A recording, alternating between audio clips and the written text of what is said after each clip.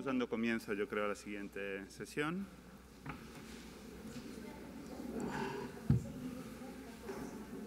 Sí. Vamos a dar comienzo a la siguiente sesión, que lleva como título Derecho de autor, un concepto de la vieja Europa para la nueva realidad.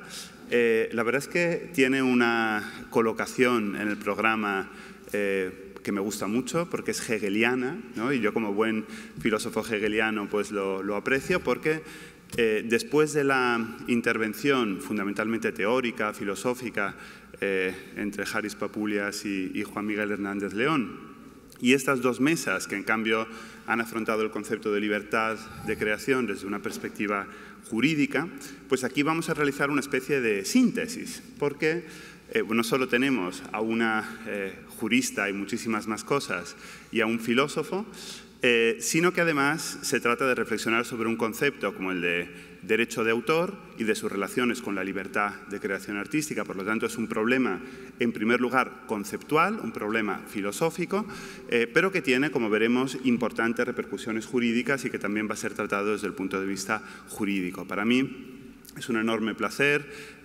poder presentar a Adriana Moscoso del Prado, que es la directora general de Industrias Culturales, Propiedad Intelectual y Cooperación del Ministerio de Cultura, que es sin duda una de las mayores expertas en España sobre la propiedad intelectual y sobre los derechos de autor, con una formación brillante, licenciada en Derecho por la Universidad Autónoma de Madrid, máster en Jurisprudencia por la Universidad de Columbia, en Nueva York, con una trayectoria también investigadora en el seno de un grupo de investigación de la Universidad de Comillas. Ha tenido importantes cargos, antes del que actualmente ocupa como secretaria general del Instituto de Derechos de Autor, directora general de Asuntos Jurídicos y Públicos de la CISAC, que es la Confederación Internacional de Sociedades de Autores y Compositores, con lo cual también aborda y conoce muy bien este tema desde una perspectiva internacional, lo cual es fundamental, como hemos visto también en las ponencias anteriores,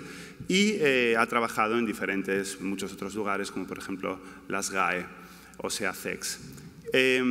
Cuando estuvimos, la verdad, y además de todo ello, y aprovecho primero para agradecer a la Adriana, directora general, pues todo el apoyo del Ministerio a estas jornadas y en general todo el apoyo que siempre presta el Círculo de Bellas Artes. Pero dicho esto, a la Adriana, directora general, me refiero ahora a la Adriana, experta en estas cuestiones, porque la verdad es que preparando con ella o hablando con ella sobre esta charla en los últimos días, yo ya lo sabía, pero he podido constatar no solo el enorme conocimiento que tiene en su materia, sino la gran curiosidad intelectual por disciplinas como la filosofía, ¿no? Y la verdad es que es un privilegio, no ocurre frecuentemente poder hablar con toda una directora general de Kant, de Hegel y de los temas de los que hemos estado hablando, ¿no? Y simplemente porque es ella fundamentalmente quien va a dar la conferencia, quiero ver por qué a mí me parece absolutamente natural este vínculo entre derechos de autor y libertad de creación artística, ¿no? Si me parece natural es porque yo soy además profesor de Historia de la Filosofía Moderna y, como se ha dicho también, en la modernidad nace, o digamos se afianza el concepto de derecho de autor como un concepto ligado fundamentalmente, y ahora Adriana lo va a desarrollar mucho mejor, al concepto de acción, porque no es un derecho de la cosa, ni es un derecho del sujeto, sino que es un derecho de la acción. Y en ese sentido, de la creación como una acción, y no una acción cualquiera, sino una acción consustancial. Porque es la acción verdaderamente libre. Es la acción libre por excelencia. Esto lo tienen clarísimo Kant y Fichte, que son los filósofos por antonomasia de la libertad y de la acción. Para ellos, en un marco ontológico en el que, de algún modo, la creación teológica pues ya no está tan presente, ¿no? Todos recordamos el et si Deus non daretur de Hugo Grocio, ¿no? Vamos a hacer como si Dios no existiera. Pues en este contexto en el que acudir a la creación teológica, a la creación divina, pues parece que ya no tiene tanto sentido, para estos filósofos hablar de creación es fundamentalmente hablar de creación artística y de creación intelectual. Y por eso quizás no todo el mundo sepa que, como digo, los grandes filósofos de la libertad como espontaneidad, Kant y Fichte, los grandes defensores de la libertad como inicio absoluto de una cadena causal, como de acción, también fueron grandísimos defensores en su época de la propiedad intelectual y de los derechos de autor. Kant dedicó nada más y nada menos que 3 escritos polémicos a defender la libertad, los derechos de autor y la propiedad intelectual. Por si a alguien le interesa, los títulos son Sobre el carácter ilegítimo de las ediciones piratas, de 1785, que es un libro de 1797, sobre la producción de los libros de 1798, ¿no? Y Fichte tiene también un gran número de opúsculos sobre este tema, con lo cual es natural. Defender un concepto de libertad como creación implica, a su vez, por muchas razones, defender un concepto de derecho de autor, ¿no? Y podría explayarme, y lo hemos hecho Adriana y yo en estos días, sobre qué tiene que decir Hegel sobre eso, que es fascinante, pero no lo voy a decir. Simplemente quiero agradecerle de verdad a Adriana pues, que participe en este congreso, además de haberlo apoyado, y yo personalmente soy todo oídos para ver qué tienes que decirnos. Bueno, muchísimas gracias, Valerio. Voy a intentar estar a la altura de tu presentación. Lo primero, es un placer estar aquí con todos vosotros y con los que nos siguen online esta mañana, y la verdad es que, bueno, quiero agradecer a la Fundación Gabeiras y al Círculo de Bellas Artes que nos hayan hecho un hueco en esta programación, y os voy a confesar que fue un poco un asalto que hicimos desde el Ministerio cuando conocimos el programa, porque nos gustó muchísimo y la verdad es que yo también personalmente, bueno, pues como conocedora del derecho de propiedad intelectual, me parecía que tenía que haber un hueco para explicar desde esta perspectiva tan de actualidad ahora mismo, ¿no? Sobre la censura, la libertad de creación, el rol que juega el derecho de autor y el peso que también tenemos como en esta casa, que es la Casa Europea, pues el peso que tiene Europa en esa construcción ideológica, jurídica e intelectual que tanto ha influido también en la construcción de nuestra cultura y en el peso que la influencia cultural que Europa tiene, ¿no? en la influencia cultural en todo el mundo. Así que, bueno, yo me he hecho un pequeño guión, Valerio, y luego hablamos o tú me interrumpes cuando quieras. Bueno, yo lo que quería un poco, las ideas que quería expresar aquí, compartir con todos vosotros, con este título que también leímos Valerio y yo, ¿no? De un concepto de la vieja Europa para la nueva realidad, es que tanto la libertad de expresión como la libertad de creación como el derecho de autor son derechos que están íntimamente ligados. Y lo están porque el derecho de autor, que ya lo ha comentado Valerio, aunque hay vestigios de él, podemos encontrar en la antigua Roma ya algunas referencias, ¿no? Sobre todo a la dimensión moral del derecho de autor, realmente podemos considerar que nace en la Europa del siglo XVIII, ¿no? Y nace como una reivindicación de los propios autores a que se reconociesen sus derechos como individuos, ¿no? Y ahí, tal y como decía Valerio, y ahí desde luego no osaré apuntar nada porque él es el filósofo, pero sí que es una doctrina que bebe de esos movimientos filosóficos que hay en ese momento y que giran mucho la mirada hacia el individuo, ¿no?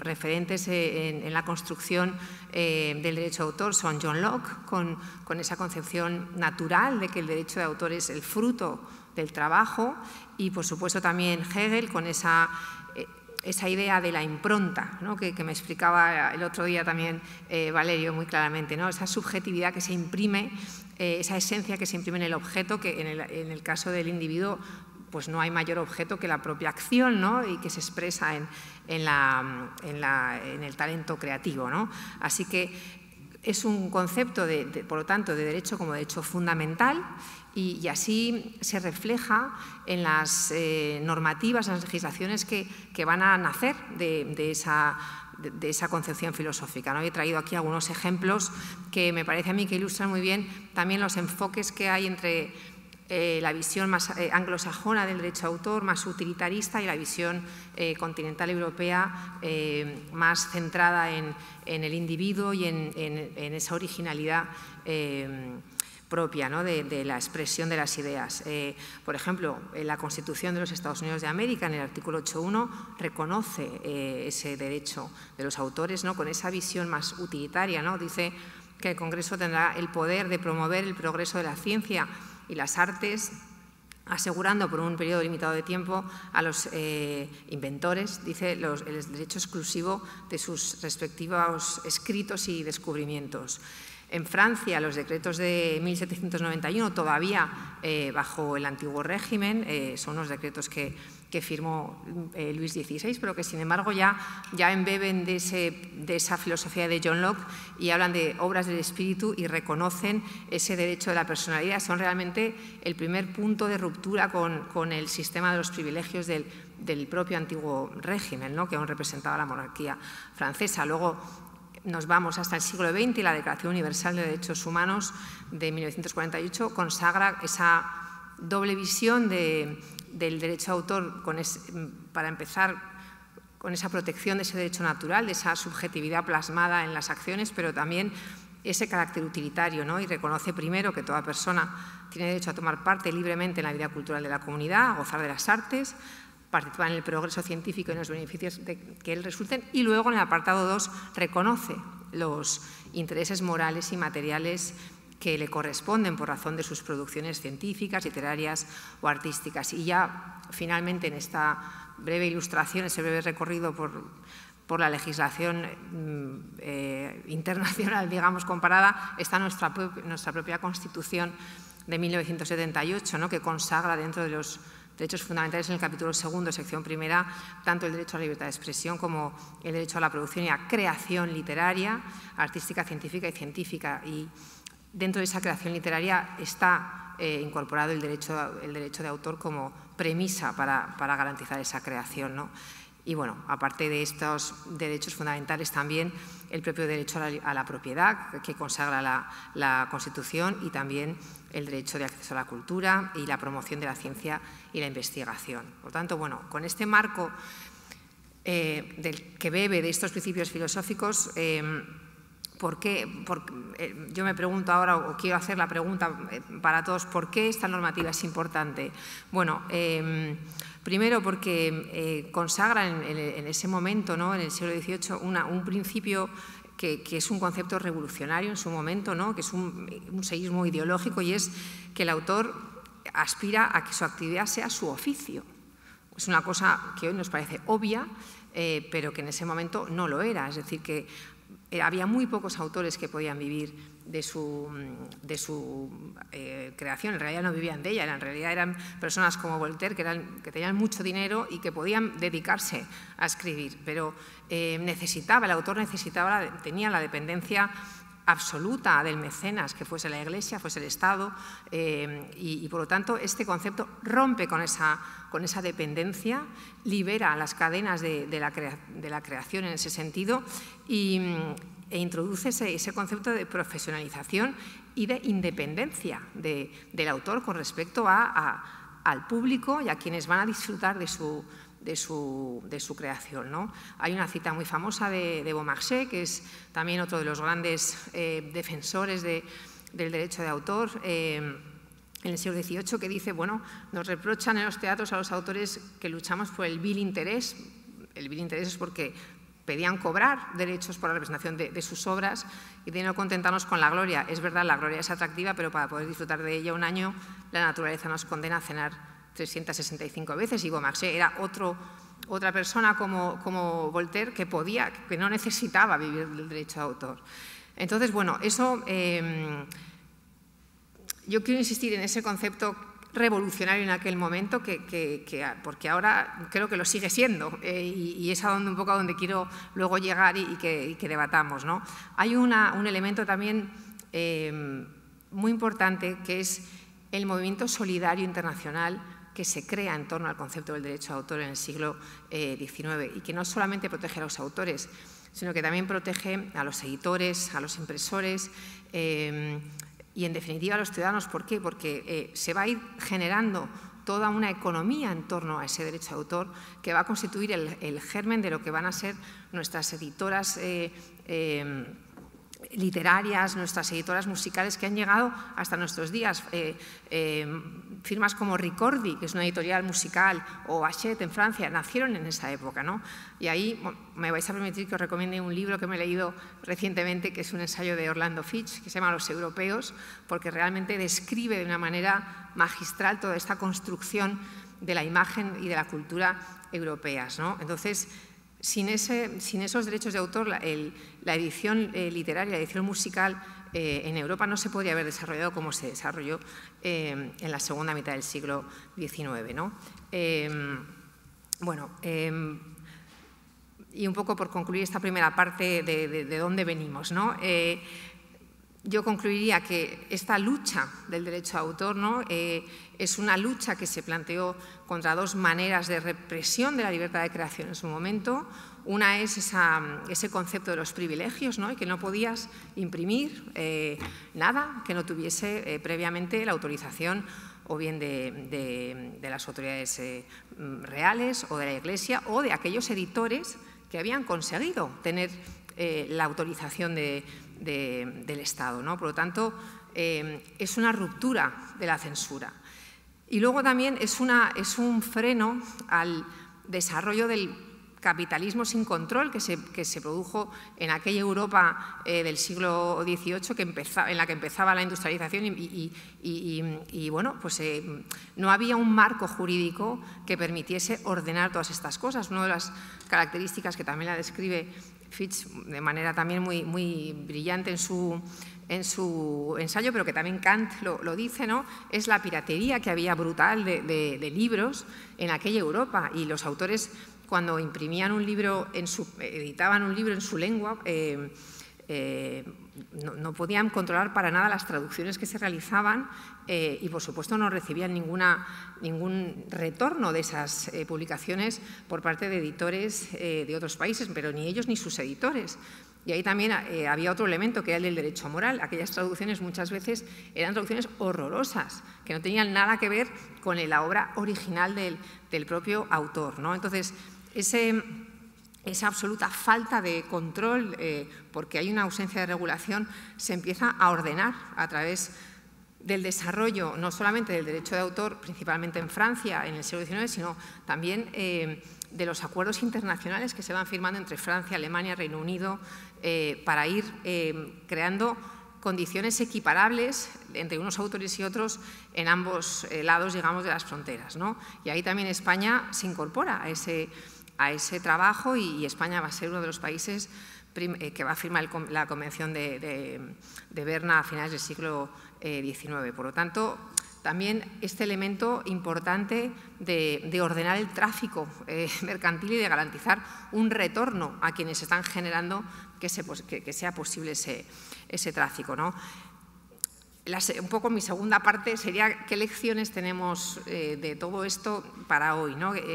Bueno, pues yo creo que, como decía antes, la independencia de la creación, la libertad de expresión, la libertad de prensa hoy son tan preciadas y tan frágiles como entonces, como en el siglo, a finales del XVIII, como en el siglo XIX.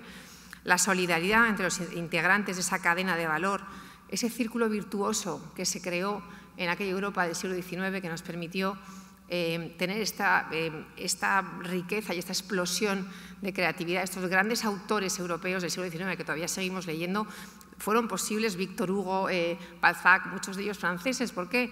Porque la ley les protegía. Bueno, pues todo ese círculo virtuoso permite un reparto justo de la riqueza. Y esta idea del reparto justo de la riqueza está, por ejemplo, en la Directiva de Derechos de Autor en el Mercado Único Digital, que vamos a transponer en este país, porque precisamente ahora se ha vuelto a dar un escolamiento, digamos, del valor que se genera en las nuevas plataformas online hacia una parte de esa cadena, que es, digamos, el eslabón final, es a través de quien accedes a los contenidos, pero hay que redistribuir nuevamente, tiene que volver a bajar a los primeros eslabones esa riqueza, ¿no? Ese es otro de los elementos. Un tercer elemento muchas veces con la revolución digital se ha querido presentar al derecho de autor como un obstáculo al derecho a la libertad de expresión. Y yo aquí me rebelo porque me parece absolutamente falso y maniqueo. O sea, no podemos confundir libertad de expresión con responsabilidad hacia otros derechos y hacia la necesidad de garantizar que se genere una creatividad independiente en todos nuestros países, ¿no? Y yo creo que esa confusión no es inocente, ¿no? Se ha querido con ella debilitar los sistemas de protección de los derechos de autor porque se han perseguido esos mismos fines un tanto, si queréis, de desregulación del mercado, ¿no? Un tanto especulativos que veíamos a principios en el 18 o a principios del 19, en favor de unos pocos intereses frente a un interés general de redistribución, ¿no? de la riqueza y del bien general, ¿no? Y donde se puede imponer la ley del más fuerte si limitamos todo a la negociación particular y al contrato entre las partes, ¿no? Tiene que haber una regulación que ordene ese mercado, ¿no? Y aquí otra vez, bueno, pues vuelvo al ensayo de Orlando Fichte, donde lo explica muy bien, como os decía antes, cómo esa cultura cosmopolita que él dice, ¿no? Hizo prosperar en todo el continente la economía basada en torno a ella, ¿no? Las editoras literarias, musicales, los agentes, los teatros, las compañías teatrales del siglo XIX, el cinematógrafo después, ¿no? Los fonogramas, la radio, la televisión en el siglo XX, y hasta llegamos a hoy. Tenemos a Spotify, tenemos a Deezer, tenemos Canal Plus. Son ejemplos de modelos europeos de negocio basado en los contenidos creativos respetuosos con los creadores y que se basan, que beben de esa tradición. Por lo tanto, no lo olvidemos y apostemos por ello, ¿no? Ya voy concluyendo. Si te parece, el derecho de autor no limita la libertad de expresión porque, entre otras cosas, no protege las ideas, sino que protege la expresión original de esas ideas, ¿no? El derecho de autor es una herramienta que garantiza esa libertad de creación porque aporta recursos, tanto morales como económicos al creador. Desde la perspectiva económica canaliza ese flujo de dinero, como comentaba, ¿no? de las partes más fuertes a las más débiles, y desde la perspectiva moral asegura la integridad de cómo quieres expresar esas ideas, ¿no? Por lo tanto, un poco mi conclusión es que hemos visto en el pasado, venimos de una experiencia en Europa de la que nos podemos enriquecer y podemos mirar atrás para no cometer los mismos errores, ¿no? La inclinación de algunos estados hacia la censura, hoy en día la lucha contra las fake news, los discursos de odio, la acumulación de poder en unas pocas manos, con ese consiguiente dominio del mercado y la imposición de condiciones abusivas. Todo esto son cosas que vimos entonces y que nos amenazan ahora de alguna manera. Por lo tanto, quizás el signo de estos tiempos es que en el contexto digital estos riesgos se pueden amplificar más, pueden ser mucho más globales que lo fueron entonces, ¿no? Gobiernos de todo signo, democráticos y no democráticos, grandes empresas poseen nuestros datos, conocen todos los detalles de nuestras vidas, pueden utilizarlos de manera incorrecta si las leyes de las que nos dotamos no lo impiden, ¿no? Así que, bueno, yo también aquí querría alzar la voz o subrayar quizás el carácter de derecho humano que tiene el derecho de autor, porque tenemos que seguir centrados, yo creo que con todo este debate también de lo digital, de la inteligencia artificial, es el ser humano, es el ciudadano quien tiene que ser el centro de nuestra sociedad. Hay que seguir asegurando esa capacidad que tenemos de decidir libremente, que es el fundamento de nuestras sociedades democráticas, y que ahí el derecho de autor, junto a otros derechos fundamentales, por supuesto, juega un papel fundamental. Ya lo dejo aquí.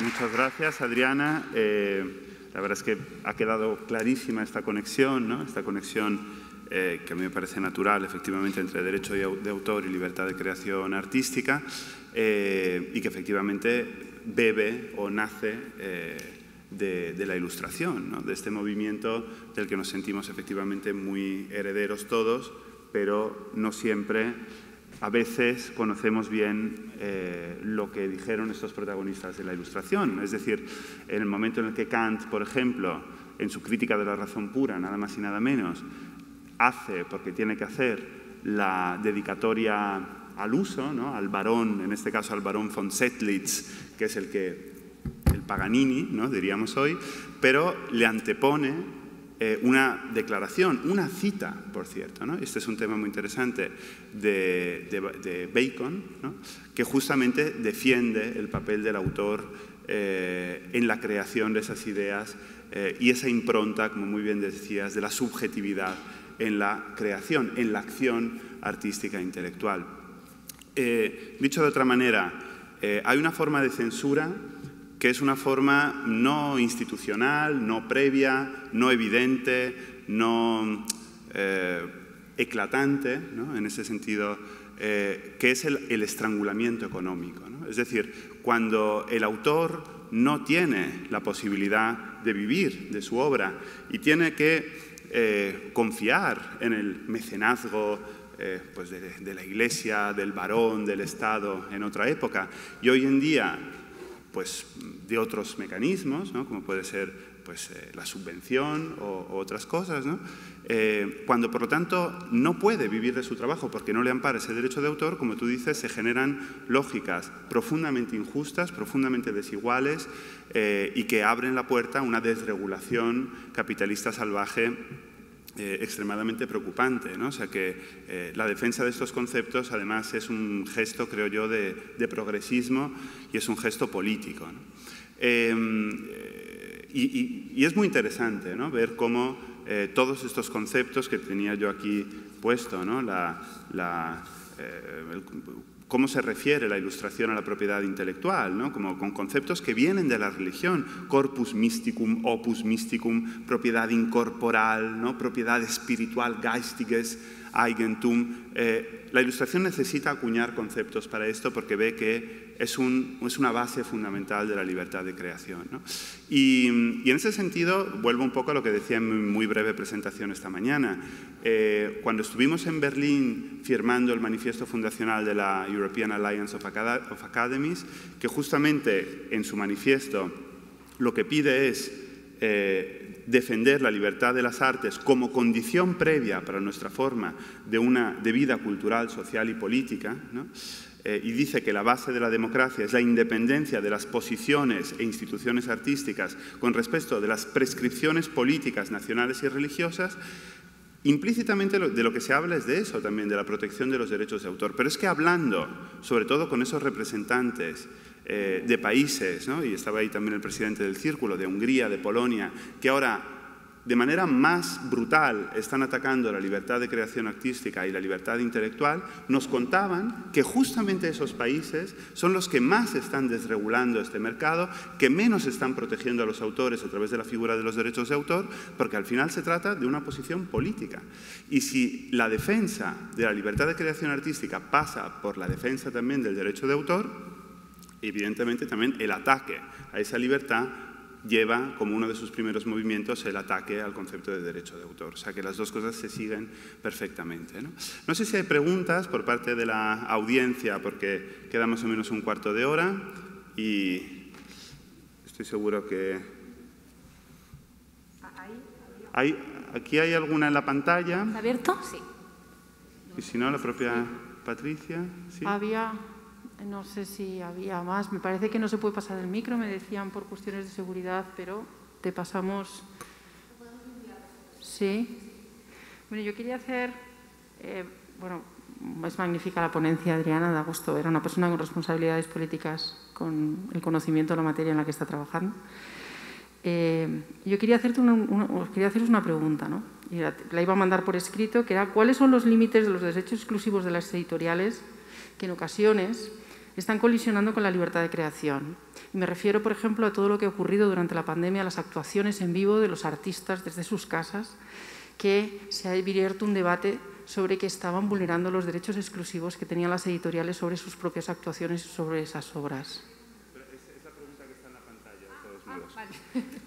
Bueno, los límites de las editoriales en sus derechos exclusivos, que es están protegidos esos derechos exclusivos de las editoriales por la Ley de Propiedad Intelectual y que han sido invocados precisamente como, bueno, para oponerse a las actuaciones en streaming que ha habido de los artistas desde sus casas, que con una vocación de hacer partícipe a toda la sociedad y tener un acto solidario, de compartir su arte, de animar a la sociedad que estaba confinada, en ocasiones se ha abierto ese debate de si se estaban vulnerando los derechos exclusivos de las editoriales, cuando eran las propias actuaciones de los artistas desde sus hogares, y por ello algunas plataformas como YouTube han vetado esas actuaciones precisamente porque vulneraban derechos de mercantiles. Creo que ahí queda por definir mucho cuáles son los derechos exclusivos de esas compañías que son necesarias para el desarrollo económico del sector y cuál es el ejercicio de la libertad artística del individuo artista y sobre todo en su intimidad, que a veces se exterioriza a través de las redes sociales. No sé qué visión tienes tú de... Bueno, es una buenísima pregunta porque incide en esas fronteras, ¿no? Que se producen precisamente cuando estás hablando de derechos de carácter mercantil que se pueden transferir, ¿no? Que es el caso, porque en la dimensión del derecho de autor tienes la parte económica y la parte moral. Los derechos morales son inalienables, pero no ocurre así con los derechos económicos. Es decir, es la herramienta que tiene el autor para poder explotar su obra y poder vivir de ella. Y claro, lo primero, tiene que contar con un intermediario que haga ese trabajo de difusión de su obra que él en principio no hace porque se dedica a crear, ¿no? o los artistas. Entonces, esa cadena de la que yo hablaba de valor, en la que están los editores, están las discográficas, etc., en el ámbito de la música, pues se basa en esa cesión de derechos económicos a la editora. Y bueno, y ahí obviamente una vez más pues tienes el equilibrio, ¿no? de poder entre quien cede los derechos y quien los recibe y su posicionamiento en el mercado. Entonces, yo en mi experiencia, por ejemplo, en la SGAE, vimos muchos casos en los que se planteaban conflictos entre autores y editores en los que uno se sentía un poco, el autor se sentía un poco abusado en sus derechos con respecto a algunos editores, ¿no? Si el autor ha transferido todos sus derechos económicos al editor y el editor tiene la capacidad incluso de autorizar, si es un autor artista, por ejemplo, ¿no? En su dimensión artística, de autorizar las actuaciones, pues tenemos un problema aquí de la vigencia de esas cláusulas contractuales, ¿no? Y hasta qué punto están amparadas por la ley o no lo están, ¿no? En virtud de si se pueden ser abusivas o no. Pues pueden darse esas situaciones, desde luego. Yo no conozco el caso que planteas. Luego es verdad que si eso es así, hay una plataforma como YouTube, recibe un aviso del titular, de quien tiene registrado como titular de derechos, y va a retirar ese contenido. Pero es que, claro, igual es que ese aviso es legítimo porque quien lo ha dado ha recibido del autor esa capacidad de autorizar o de negar. Otra cuestión es que ese ejercicio esté llevándose a cabo de manera incluso éticamente correcta, ¿no? Y si esa transferencia de derechos fue justa, fue equitativa o quizás no lo fue tanto, ¿no? Un tema para abogados fascinante. Si puedo añadir algo, sin ser en absoluto un experto, sino como mero usuario, aquí hay una presunta neutralidad del medio que no es tal. Es decir, ese artista o ese creador está haciendo esa actuación en un canal, en una red social, donde se genera un valor, ¿no? Aunque ese valor no sea inmediatamente perceptible, todas esas visitas, todo ese tráfico genera también un derecho, digamos, un beneficio económico a una plataforma y a un medio que no es en absoluto neutro. No estamos hablando aquí de salir a la plaza de tu pueblo y ponerte a cantar. Estás, digamos, entrando muchas veces en un canal que, por cierto, muchas veces es justamente propiedad de una multinacional, una de las más poderosas del mundo. Es decir, Eso lo digo también para complejificar el problema, porque muchas veces se tiene la sensación de que estos medios son neutrales, libres al acceso de todos y no se ve que en realidad son grandes empresas que también se están lucrando por ello, ¿no? Esto que he dicho quizás es una perogrullada, pero creo que es importante. Yo creo que, exacto, incluso también a veces se tiende a simplificar el problema, un poco con eso que yo decía antes, está cortando la libertad de expresión del artista. Bueno, habrá que verlo. Porque, claro, es verdad que si cada vez que quiere se pone a cantar en YouTube las canciones que tiene previstas para el próximo disco y tiene un contrato, bueno, pues igual lo que está haciendo es vulnerar los derechos que ha transferido a un tercero para que pueda vivir de su creación y de su condición de artista, ¿no? Bueno, yo quería hacer una pregunta porque creo que Valerio ha dado en el clavo con el tema de la precariedad precisamente y su relación con la censura. Entonces quería preguntaros cómo veis el desarrollo del Estatuto del Artista precisamente para preservar la libertad creativa en España y también si podéis hacer un breve análisis quizás de la implicación de leyes como la ley Mordaza, por ejemplo, los derechos morales de artistas, ¿no?, que atacan muchas veces a la posibilidad de divulgación de obra o incluso a la integridad de la misma. Gracias. Estatuto del Artista y ley Mordaza, ¿no? Es que no, eso es. Sí, genial. Bueno, si quieres, con respecto al Estatuto del Artista, la verdad es que abarca cuestiones que no son tanto de propiedad intelectual, aunque alguna hay, ¿no? Porque una de las primeras medidas que se implementó precisamente en el desarrollo del Estatuto del Artista fue que los autores que estaban jubilados pudieran seguir compaginando la pensión con los ingresos que recibían de derechos de autor, ¿no? Y esa fue realmente una de las puntas de lanza, uno de los movimientos que impulsaron el Estatuto del Artista hace 3 o 4 años y una de las primeras medidas que se adoptaron. Pero luego el Estatuto del Artista constituye una gran cantidad de medidas de carácter que tienen que ver con la seguridad social, con cuestiones de carácter laboral, con cuestiones de carácter fiscal, que se han identificado como deficitarias cuando tienen que atender la singularidad de la condición del artista, ¿no?, de su intermitencia, la brevedad muchas veces de las carreras artísticas y, por lo tanto, pues desde el Gobierno se está abordando con esa digamos, esta visión global, ¿no? En el Ministerio de Cultura estamos coordinando ese trabajo, pero en realidad las medidas que hay que llevar a cabo no son de nuestra competencia prácticamente ninguna, porque son todas competencia de otros ministerios. Entonces, sí que tenemos este trabajo de intentar orquestar, ¿no?, esas propuestas. Y bueno, en ello estamos. Ya ha habido, como te comentaba, varias medidas que se han implementado, también de carácter, por ejemplo, percepción de la prestación por desempleo, la intermitencia y demás, pero queda mucho por implementar. Y ahora es verdad que en esta situación de crisis, pues toda esta precariedad que existe en torno al marco jurídico de los derechos de los artistas, pues se ha revelado con todavía más crudeza, ¿no? Bueno, pues estamos en ello. Y luego, no te he oído muy bien, hablabas de los derechos morales de los artistas y en relación con la censura que pueda venir. Bueno, pues a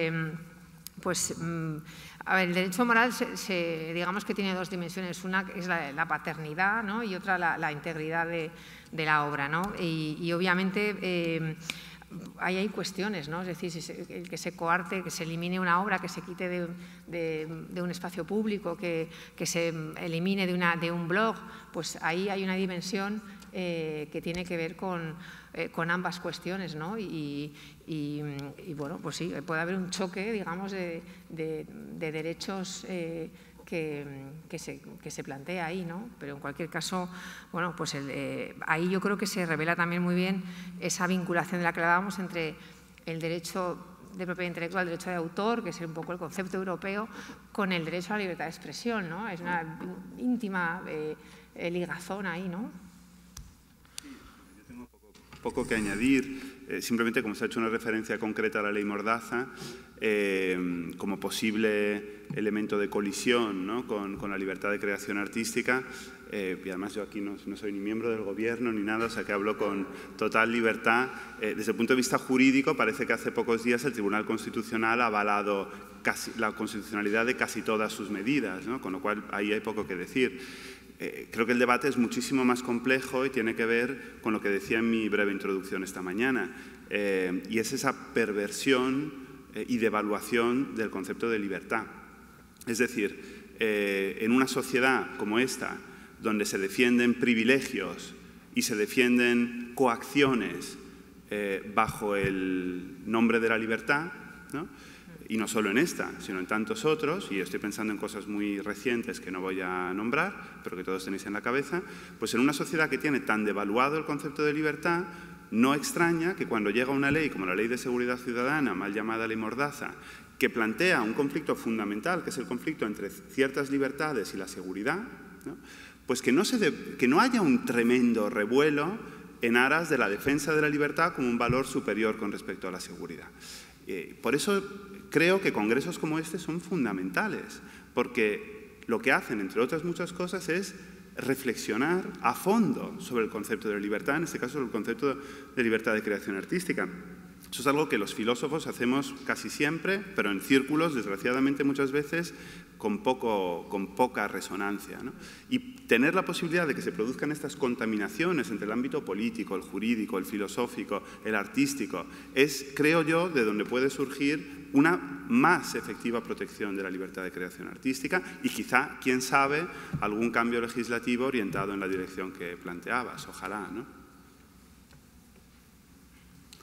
Pues yo creo que tenemos que cerrar, me dicen, el tiempo terminó, pero ahora viene otra mesa muy jugosa, además con un buen amigo y compañero de la facultad, Fernando Castro, al que veo aproximarse con su silueta inconfundible.